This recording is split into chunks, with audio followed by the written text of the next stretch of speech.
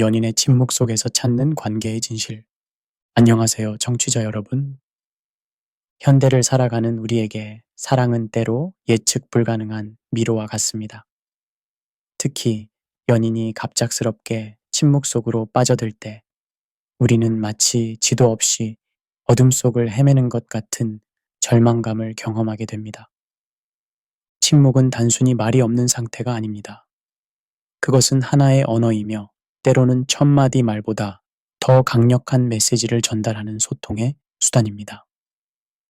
심리학자 알버트 메라비안의 연구에 따르면 우리가 받아들이는 의사소통의 93%는 비언어적 요소에서 나온다고 합니다. 즉, 침묵 역시 강력한 의사소통의 형태인 것입니다. 하지만 여기서 약간의 냉소적 관점을 덧붙이자면 현대사회는 우리에게 모든 것을 즉시 해결하고 모든 문제에 명확한 답을 찾으라고 강요합니다. 소셜미디어는 완벽한 관계의 환상을 조장하고 자기 개발서들은 마치 마법의 공식처럼 관계 문제의 해결책을 제시합니다. 하지만 현실은 그렇게 단순하지 않습니다. 이 책은 연인의 침묵이라는 구체적이고 현실적인 상황을 통해 인간관계의 복잡성과 그 속에서 우리가 어떻게 감정적 균형을 유지하며 성숙한 대응을 할 수 있는지에 대해 탐구합니다. 학술적 근거와 실제 사례, 그리고 때로는 불편한 진실을 바탕으로 현실을 살아가는 당신에게 진정으로 도움이 되는 통찰을 제공하고자 합니다. 제1장 침묵의 해부학. 말하지 않는 것도 하나의 선택. 인간의 침묵을 이해하기 위해서는 먼저 우리 뇌의 작동 방식을 살펴봐야 합니다. 신경과학자들의 연구에 따르면 스트레스나 갈등 상황에서 인간의 뇌는 세 가지 기본적인 반응 중 하나를 선택합니다. 싸우기, 도망가기 또는 얼어붙기. 침묵은 종종 이 중 세 번째 반응인 얼어붙기의 한 형태로 나타납니다. 연인 관계에서 침묵이 발생하는 주요 심리적 요인들을 살펴보면 다음과 같습니다. 첫째, 감정 과부하. 현대인들은 하루에 평균 35,000번의 결정을 내린다고 합니다. 직장에서의 스트레스, 사회적 압박, 개인적 고민 등이 누적되면서 우리의 감정 처리 능력은 한계에 도달합니다. 이때 연인과의 소통조차 하나의 부담으로 느껴질 수 있습니다. 둘째, 인지 부조화. 런 페스팅거가 제시한 이 개념은 한 사람 안에 모순된 감정이나 생각이 공존할 때 발생하는 심리적 불편함을 설명합니다. 연인에 대한 사랑과 동시에 느끼는 불만이나 실망감이 충돌할 때 많은 사람들은 이를 언어로 표현하는 대신 침묵을 선택합니다. 그리고 셋째, 방어 기제로서의 침묵.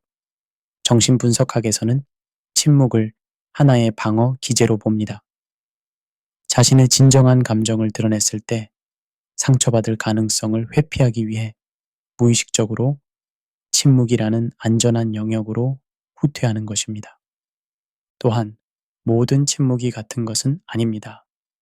심리학자들은 침묵을 여러 유형으로 분류하는데 연인 관계에서 나타나는 주요 침묵 유형들을 살펴보겠습니다. 첫째, 처리적 침묵. 이것은 복잡한 감정이나 상황을 내면에서 정리하는 시간이 필요할 때 나타나는 침묵입니다.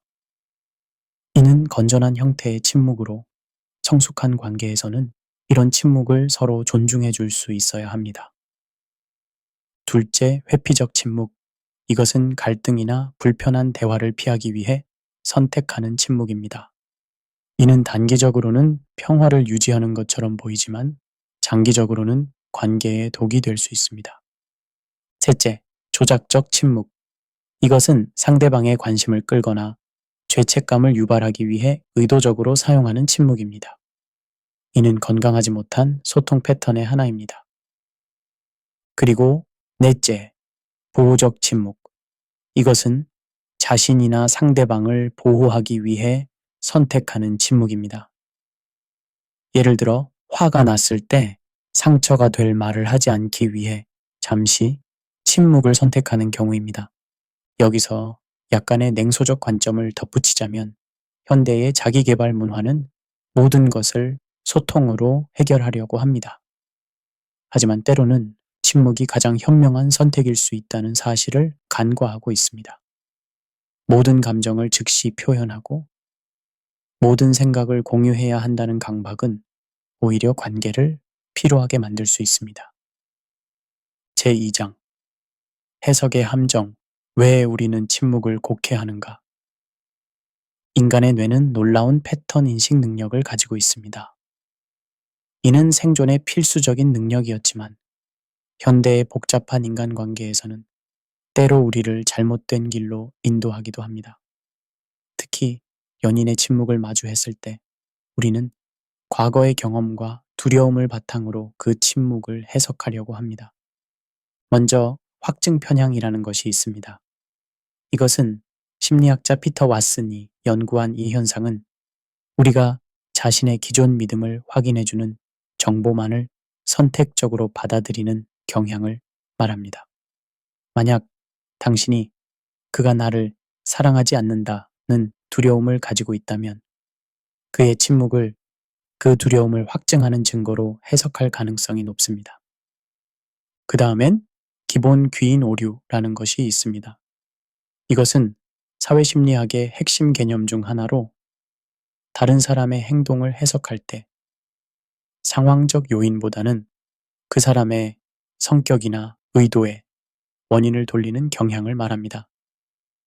연인이 침묵할 때 우리는 그가 원래 그런 사람이야 또는 내게 관심이 없어서 그래 라고 생각하기 쉽습니다. 하지만 실제로는 직장에서의 스트레스, 건강 문제, 가족 갈등 등 다양한 외부 요인이 영향을 미칠 수 있습니다.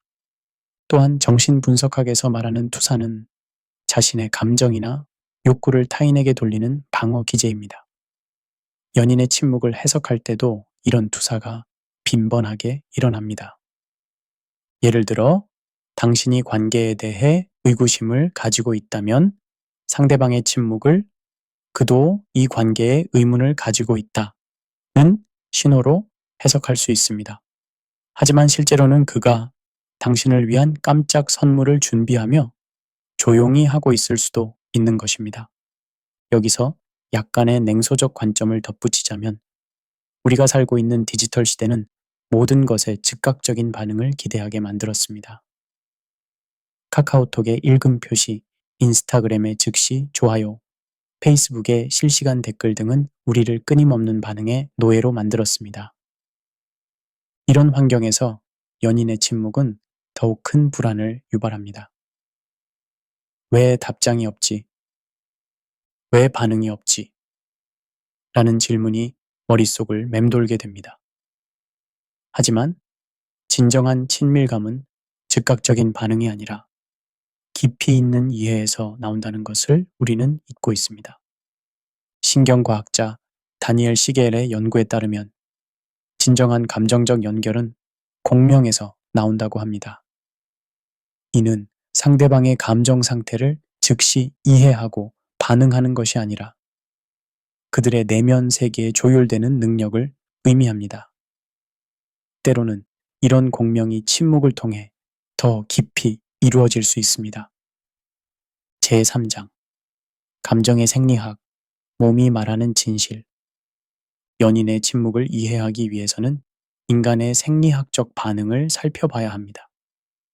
스트레스를 받을 때 우리 몸에서는 복잡한 호르몬 반응이 일어납니다. 코르티솔과 아드레날린의 역할. 스트레스 상황에서 분비되는 이 호르몬들은 싸우거나 도망가기 반응을 촉진합니다. 하지만 현대 사회의 많은 스트레스는 물리적으로 싸우거나 도망갈 수 없는 성격의 것들입니다. 직장에서의 압박, 경제적 걱정, 사회적 기대 등은 모두 이런 범주에 속합니다. 이때 많은 사람들이 선택하는 것이 바로 얼어붙기 반응이며 이는 종종 침묵으로 나타납니다. 옥시토신과 바소프레신, 이들은 흔히 사랑 호르몬과 유대감 호르몬이라고 불립니다. 하지만 흥미롭게도 이 호르몬들의 분비가 감소하면 사회적 철수 현상이 나타날 수 있습니다. 즉, 사랑하는 사람과의 거리감이 생기고 소통에 대한 욕구가 줄어들 수 있습니다. MIT의 신경과학자 리사 펠드먼 바레트의 연구에 따르면 감정은 뇌가 과거의 경험을 바탕으로 현재 상황을 예측하고 구성하는 과정입니다. 이는 우리가 흔히 생각하는 것처럼 감정이 자동적으로 일어나는 것이 아니라 뇌가 적극적으로 만들어내는 것임을 의미합니다. 연인의 침묵을 마주했을 때 우리의 뇌는 과거의 비슷한 경험들을 검색합니다. 만약 과거에 침묵이 관계의 종료나 갈등으로 이어진 경험이 있다면 현재의 침묵도 같은 의미로 해석될 가능성이 높습니다. 1990년대 이탈리아의 신경과학자들이 발견한 미러 뉴런은 다른 사람의 행동을 관찰할 때 마치 자신이 그 행동을 하는 것처럼 활성화되는 뇌세포입니다. 이는 인간의 공감 능력의 생물학적 기초가 됩니다. 하지만 여기서 흥미로운 점은 감정도 전염된다는 것입니다. 연인이 침묵하고 우울해하면 우리도 모르게 그 감정에 동조하게 됩니다. 이때 우리는 상대방의 감정과 우리 자신의 감정을 구분하기 어려워집니다. 여기서 약간의 냉소적 관점을 덧붙이자면 현대의 웰빙 문화는 항상 긍정적이어야 한다고 강요합니다. 하지만 때로는 우울함이나 침묵도 인간다운 자연스러운 감정 상태라는 것을 인정해야 합니다. 모든 순간이 행복하고 소통이 활발해야 한다는 기대 자체가 비현실적일 수 있습니다. 제4장 애착 이론과 침묵의 패턴. 영국의 심리학자 존 볼비가 개발한 애착 이론은 어린 시절의 양육 경험이 성인이 되어서의 인간관계 패턴에 어떤 영향을 미치는지를 설명합니다. 연인의 침묵에 대한 우리의 반응 역시 이런 애착 패턴과 깊이 연관되어 있습니다. 먼저는 안정 애착입니다. 이것은 어린 시절 일관되고 반응적인 양육을 받은 사람들은 성인이 되어서도 관계에서 안정감을 느낍니다. 이런 사람들은 연인의 침묵을 마주했을 때 과도한 불안을 느끼지 않고 상대방에게 필요한 공간을 줄 수 있습니다. 그들은 그도 때로는 혼자만의 시간이 필요할 거야 라고 생각할 수 있습니다. 다음은 불안정 애착입니다. 이것은 어린 시절 불일치하거나 예측 불가능한 양육을 받은 사람들은 성인 관계에서도 상대방의 사랑을 의심하고 확인받고 싶어 합니다. 연인의 침묵은 이들에게 극심한 불안을 유발하며 나를 떠날 거야. 더 이상 나를 사랑하지 않아 라는 생각으로 이어질 수 있습니다. 그리고 마지막으로 회피 애착이 있습니다. 이것은 감정적으로 거리감 있는 양육을 받은 사람들은 성인이 되어서도 깊은 감정적 연결을 불편해합니다. 이들은 연인의 침묵을 오히려 편안하게 받아들일 수 있지만 동시에 자신도 감정적으로 철수하는 경향을 보입니다. 각 애착 스타일에 따라 연인의 침묵에 대한 대처 방식이 다르게 나타납니다. 먼저 안정 애착형의 대처는 다음과 같습니다. 여보, 요즘 조용한 것 같은데 혹시 무슨 일 있어? 이야기하고 싶을 때 언제든 말해줘. 이들은 직접적이면서도 압박적이지 않은 방식으로 소통을 시도합니다. 다음 불안정 애착형의 대처는 다음과 같습니다. 왜 이렇게 말이 없어? 내가 뭔가 잘못했어? 나한테 화났어? 이들의 접근은 종종 상대방에게 부담을 주고 실제로 더 큰 거리감을 만들어낼 수 있습니다. 그리고 마지막으로 회피 애착형의 대처는 다음과 같습니다. 이들은 상대방의 침묵을 언급하지 않고 자신도 더욱 거리를 두는 경향을 보입니다. 표면적으로는 문제가 없어 보이지만 실제로는 둘 사이의 감정적 연결이 약화될 수 있습니다. 여기서 희망적인 소식은 애착 패턴이 고정불변한 것이 아니라는 점입니다. 신경가소성 연구에 따르면 우리의 뇌는 평생에 걸쳐 변화할 수 있으며 새로운 경험을 통해 더 건강한 관계 패턴을 학습할 수 있습니다.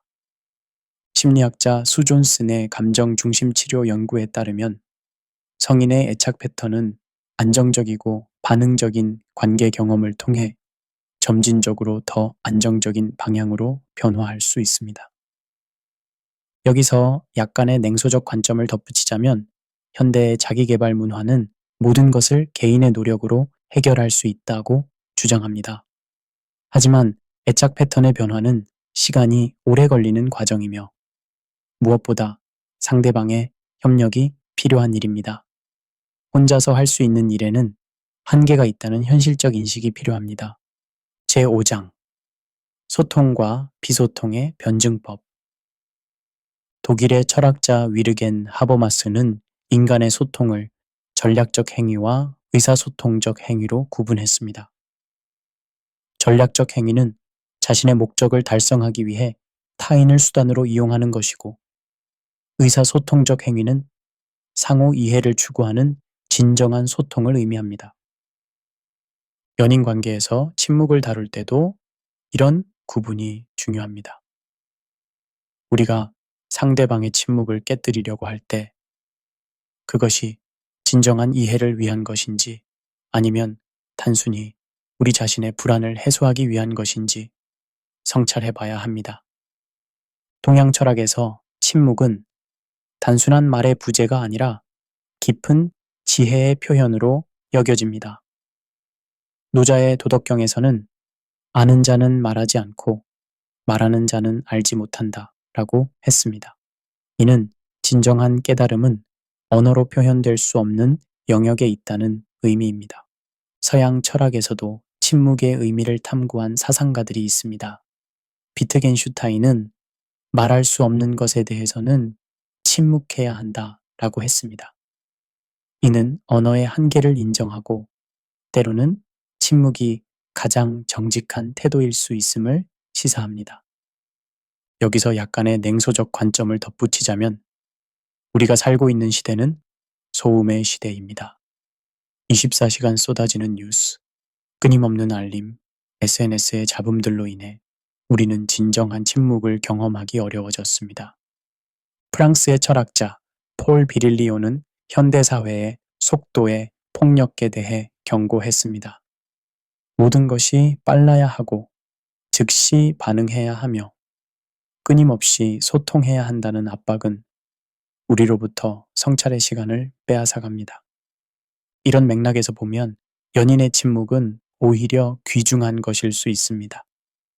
그것은 서로에게 진정한 자기 자신과 마주할 시간을 주는 선물일 수 있습니다. 음악에서 쉼표가 없다면 어떨까요? 모든 음이 끊임없이 이어진다면 그것은 음악이 아니라 소음이 될 것입니다. 관계에서도 마찬가지입니다.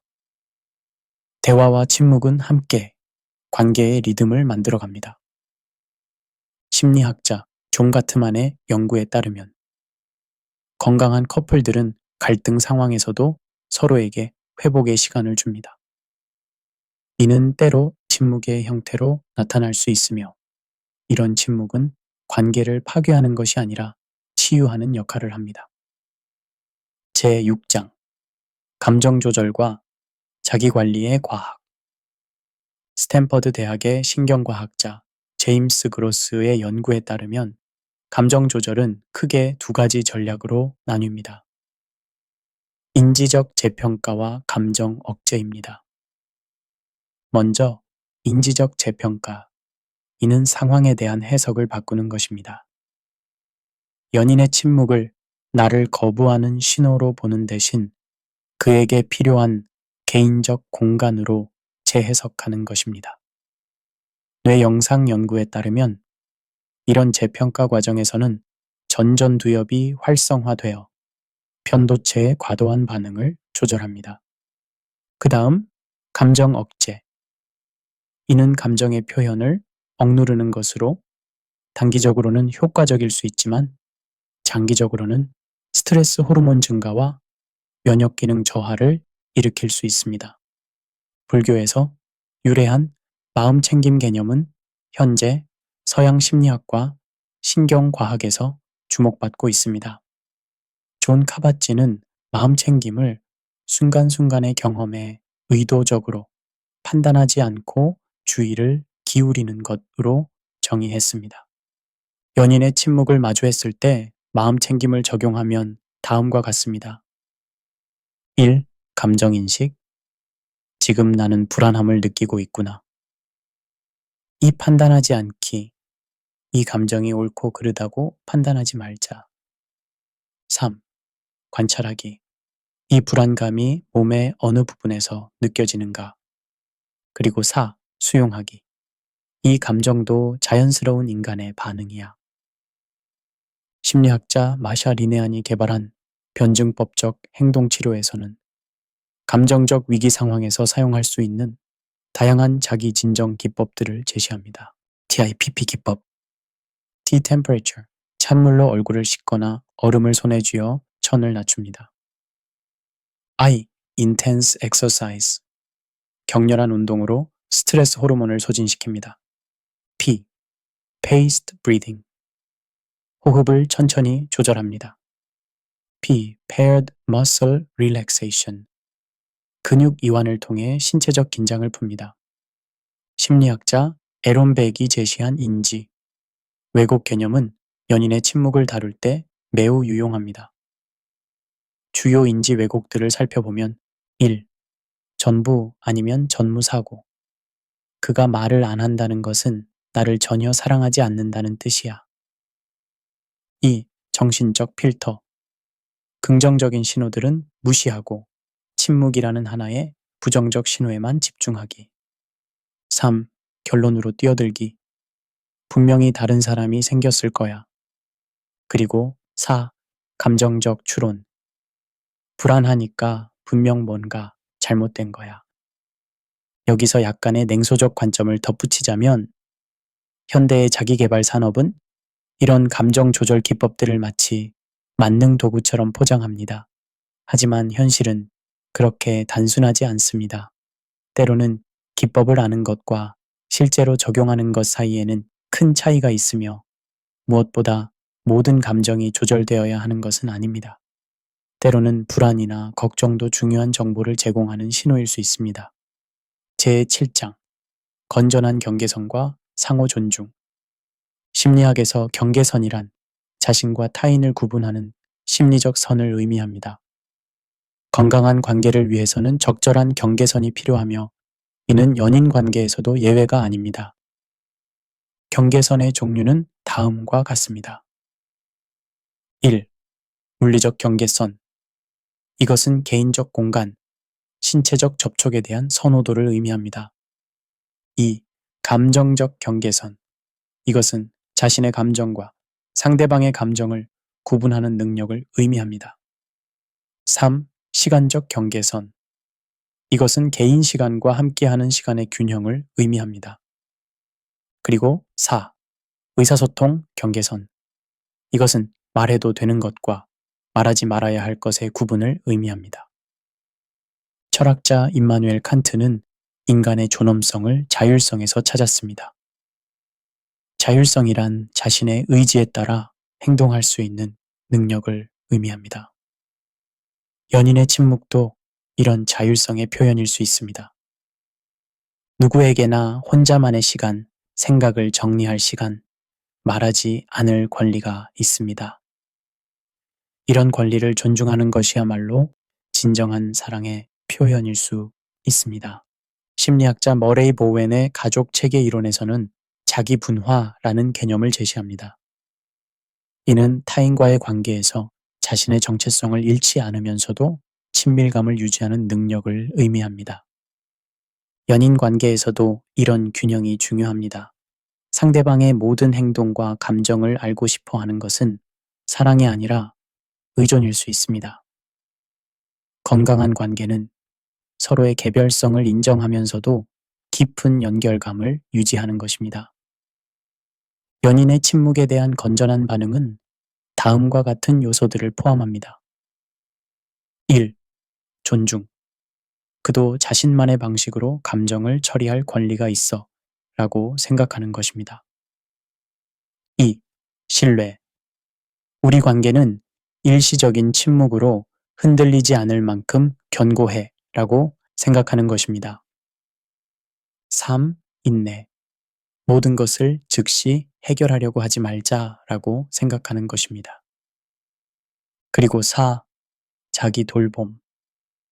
이 시간에 나는 나 자신을 돌보자 라고 생각하는 것입니다. 여기서 약간의 냉소적 관점을 덧붙이자면 현대 사회는 투명성을 지나치게 강조합니다. 모든 것을 공개하고 모든 감정을 공유하고 모든 생각을 표현해야 한다는 압박이 있습니다. 하지만 때로는 비밀스러운 부분, 말하지 않는 부분이 있어야 관계가 더 흥미롭고 지속 가능할 수 있습니다. 모든 것이 투명한 관계는 오히려 지루할 수 있습니다. 제8장 소통의 기술과 타이밍. 마샬 로젠버그가 개발한 비폭력 대화는 연인의 침묵을 다룰 때 매우 유용한 도구입니다. 이것은 4가지 단계로 구성됩니다. 1. 관찰. 이것은 판단 없이 객관적 사실만 진술하는 것입니다. 2. 느낌. 이것은 자신의 감정을 솔직하게 표현하는 것입니다. 3. 욕구. 이것은 감정 뒤에 있는 근본적 욕구를 표현하는 것입니다. 그리고 4. 부탁. 이것은 구체적이고 실행 가능한 요구사항을 요청하는 것입니다. 그리스 철학에서는 시간을 2종류로 구분했습니다. 크로노스와 카이로스입니다. 크로노스는 시계로 측정되는 양적 시간이고 카이로스는 적절한 순간, 기회의 시간을 의미합니다. 연인의 침묵을 다룰 때도 이런 카이로스적 감각이 중요합니다. 상대방이 스트레스를 받고 있는 순간, 피곤한 순간에 대화를 강요하는 것은 오히려 역효과를 낳을 수 있습니다. 환경심리학 연구에 따르면 물리적 환경은 인간의 감정과 행동에 큰 영향을 미칩니다. 침묵에 대한 대화를 시도할 때도 적절한 공간 선택이 중요합니다. 첫째, 편안한 공간, 집에서 소파에 앉거나 산책을 하면서. 둘째, 중립적 공간, 카페나 공원 같은 공공장소에서. 그리고 셋째, 사적인 공간, 방해받지 않는 개인적 공간을 확보해야 합니다. 메타 커뮤니케이션이란 커뮤니케이션에 대한 커뮤니케이션을 의미합니다. 즉, 우리가 어떻게 소통하고 있는지에 대해 이야기하는 것입니다. 연인의 침묵을 다룰 때 메타 커뮤니케이션을 활용하면 우리가 요즘 대화하는 방식에 대해 이야기해보고 싶어. 너는 어떻게 생각해? 이런 접근은 상대방을 공격하지 않으면서도 관계의 패턴을 함께 살펴볼 수 있는 기회를 제공합니다. 여기서 약간의 냉소적 관점을 덧붙이자면 현대의 커뮤니케이션 이론들은 때로 지나치게 기계적입니다. 모든 대화에 공식을 적용하려고 하면 오히려 자연스러운 소통이 어려워질 수 있습니다. 때로는 완벽한 기법보다는 진심 어린 관심이 더 효과적일 수 있습니다. 제9장 침묵 속에서 찾는 관계의 의미. 실존주의 철학자 장폴 사르트르는 타인은 지옥이다 라고 말했습니다. 이는 타인과의 관계에서 느끼는 근본적인 불안과 소외감을 표현한 것입니다. 하지만 동시에 사르트르는 우리가 타인을 통해서만 자신을 발견할 수 있다고도 했습니다. 연인의 침묵은 이런 실존적 역설을 보여줍니다. 그 침묵은 우리를 불안하게 만들지만 동시에 우리 자신과 관계에 진정한 의미를 성찰할 기회를 제공합니다. 유대계 철학자 마르틴 부버는 인간관계를 나와 그것과 그리고 나와 너 관계로 구분했습니다. 나와 그것 관계는 상대방을 객체나 수단으로 보는 것이고 나와 너 관계는 상대방을 독립적이고 신성한 존재로 만나는 것입니다. 연인의 침묵을 다룰 때도 이런 구분이 중요합니다.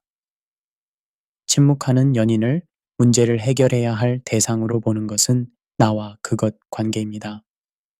하지만 그 침묵 속에서도 여전히 사랑하는 한 인간으로 상대방을 존중하는 것은 나와 너 관계입니다. 프랑스의 철학자 롤랑 바르트는 사랑의 단상에서 사랑의 다양한 측면을 탐구했습니다. 그는 진정한 사랑은 상대방을 소유하려는 욕구를 넘어선 곳에서 시작된다고 했습니다. 연인의 침묵을 받아들이는 것은 이런 성숙한 사랑의 표현일 수 있습니다. 상대방의 모든 감정과 생각을 알고 통제하려는 욕구를 내려놓고 그들의 독립적 존재를 인정하는 것입니다. 현대의 복잡성 이론에서는 많은 시스템이 예측 불가능하며 작은 변화가 큰 결과를 가져올 수 있다고 합니다. 인간관계도 마찬가지입니다. 연인의 침묵이 무엇을 의미하는지 정확히 알 수 없다는 불확실성은 불편하지만 동시에 관계를 흥미롭고 살아있게 만드는 요소이기도 합니다. 모든 것이 예측 가능한 관계는 오히려 생기를 잃을 수 있습니다. 여기서 약간의 냉소적 관점을 덧붙이자면 현대 사회는 모든 것을 명확하고 투명하게 만들려고 합니다. 연애에서도 레이블링, 정의, 단계를 나누어 모든 것을 범주화하려고 합니다. 하지만 진정한 사랑은 그런 범주를 벗어난 곳에서 일어날 수 있습니다. 침묵도 마찬가지로 언어로 규정할 수 없는 깊은 의미를 담고 있을 수 있습니다. 제10장 치유와 성장의 여정 심리학자 리처드 테데스키와 로렌스 카룬이 제시한 외상 후 성장 개념은 어려운 경험이 오히려 개인의 성장으로 이어질 수 있음을 보여줍니다. 연인의 침묵으로 인한 고통도 이런 관점에서 바라볼 수 있습니다. 그 경험을 통해 우리는 첫째, 자신의 내적 힘을 발견할 수 있습니다. 둘째, 인간관계에 대한 새로운 이해를 습득하게 됩니다. 셋째, 삶의 우선순위를 재정립할 수 있게 됩니다. 그리고 넷째, 영적 성장을 경험하게 됩니다. 회복 탄력성이란 어려운 상황에서 빠르게 회복하고 적응하는 능력을 말합니다. 미국 심리학회에서는 레질리언스의 주요 요소들을 다음과 같이 제시합니다. 1. 인지적 유연성. 이것은 상황을 다양한 관점에서 바라보는 능력입니다. 2. 감정 조절. 이것은 부정적 감정에 휩쓸리지 않고 균형을 유지하는 능력입니다. 3. 사회적 지지. 이것은 어려울 때 도움을 요청하고 받을 수 있는 네트워크를 만드는 능력입니다. 그리고 4. 의미 발견. 이것은 고통스러운 경험에서도 의미를 찾는 능력입니다. 체계 이론에서는 시스템이 위기를 겪을 때 더 높은 수준의 조직화로 발전할 수 있다고 봅니다. 연인 관계도 마찬가지로 침묵과 갈등을 통해 더 성숙한 관계로 발전할 수 있습니다. 이런 발전 과정에서는 1. 서로의 차이를 인정하고 받아들임. 2. 감정적 의존성을 줄이고 독립성을 키움. 3. 소통의 질을 향상시킴. 그리고 4. 갈등을 회피하지 않고 건설적으로 해결하는 방법을 학습함. 용서는 단순히 상대방의 잘못을 무시하는 것이 아닙니다. 심리학자 에버렛 워딩턴에 따르면 용서는 자신의 분노와 원망을 내려놓고 내적 평화를 찾는 과정입니다. 연인의 침묵으로 인해 느꼈던 상처와 분노를 용서하는 것은 첫째, 자신의 정신 건강을 위한 선택입니다. 둘째, 관계의 미래를 위한 투자입니다. 그리고 셋째, 개인적 성장의 기회입니다. 여기서 약간의 냉소적 관점을 덧붙이자면 현대의 치유 문화는 때로 지나치게 낙관적입니다. 모든 상처가 치유되고 모든 관계가 회복될 수 있다고 믿으려 합니다. 하지만 현실은 그렇지 않습니다. 때로는 관계가 끝나는 것이 더 건강한 선택일 수 있고 모든 고통이 의미 있는 것은 아닐 수 있습니다. 이런 현실적 인식도 성숙함의 일부입니다. 결론. 침묵 속에서 피어나는 지혜. 우리는 지금까지 연인의 침묵이라는 하나의 현상을 통해 인간관계의 복잡성과 깊이를 탐구해 왔습니다. 이 여정에서 우리가 발견한 것은 침묵이 단순한 말의 부재가 아니라 그 자체로 하나의 풍부한 의사소통 형태라는 것입니다. 침묵은 때로는 치유의 시간이고, 때로는 성장의 공간이며, 때로는 사랑의 다른 표현입니다. 그것은 관계의 종료를 의미할 수도 있지만 새로운 시작을 알리는 신호일 수도 있습니다. 중요한 것은 그 침묵을 성급하게 해석하지 않고 그 속에 담긴 복합적인 의미들을 인내심을 가지고 탐구하는 것입니다. 이 오디오북을 통해 우리는 현대 사회의 여러 모순들도 들여다보았습니다. 즉시성을 강요하는 디지털 문화, 완벽한 소통을 이상화하는 자기계발 산업, 모든 감정을 긍정적으로 만들려는 웰빙 문화 등은 때로 우리를 더욱 불안하게 만들 수 있습니다.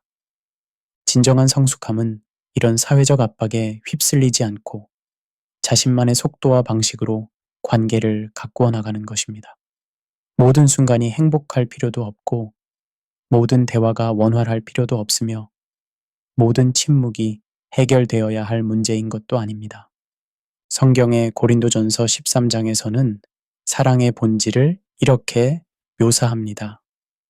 사랑은 오래 참고, 사랑은 온유하며, 시기하지 아니하며, 사랑은 자랑하지 아니하며, 교만하지 아니하며, 무례히 행하지 아니하며, 자기의 유익을 구하지 아니하며, 성내지 아니하며, 악한 것을 생각하지 아니하며, 불의를 기뻐하지 아니하며, 진리와 함께 기뻐하고, 모든 것을 참으며, 모든 것을 믿으며, 모든 것을 바라며, 모든 것을 견디느니라.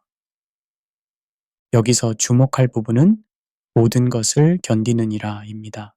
진정한 사랑은 상대방의 침묵까지도 견딜 수 있는 힘을 가지고 있습니다. 그것은 무기력한 체념이 아니라 깊은 이해와 신뢰에 바탕한 적극적인 선택입니다. 마무리하며 연인의 침묵 앞에서 우리가 할 수 있는 최선은 그 침묵을 존중하면서도 자신의 내적 평화를 유지하는 것입니다. 상대방을 바꾸려 하지 말고 자신의 반응을 성숙하게 관리하는 것입니다. 모든 답을 찾으려 하지 말고 불확실성과 함께 살아가는 지혜를 기르는 것입니다.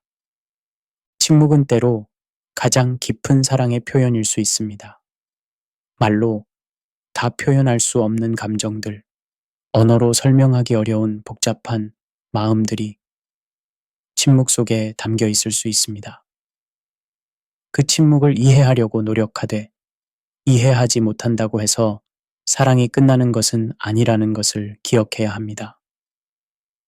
너희는 이 세대를 본받지 말고 오직 마음을 새롭게 함으로 변화를 받아 하나님의 선하시고 기뻐하시고 온전하신 뜻이 무엇인지 분별하도록 하라. 로마서 12장 2절. 관계에서도 세상의 기준에 맞추려 하지 말고 하나님께서 각 관계에 주신 고유한 리듬과 방식을 발견해 가시기 바랍니다. 이 오디오북을 끝까지 들어주셔서 진심으로 감사합니다. 여러분의 관계가 더욱 깊고 성숙하게 발전해 나가기를 기원합니다. 이런 내용이 도움이 되셨다면 저희 채널을 구독해 주시고 좋아요를 눌러주세요. 여러분의 관계와 삶에 도움이 되는 더 많은 콘텐츠로 찾아뵙겠습니다. 감사합니다.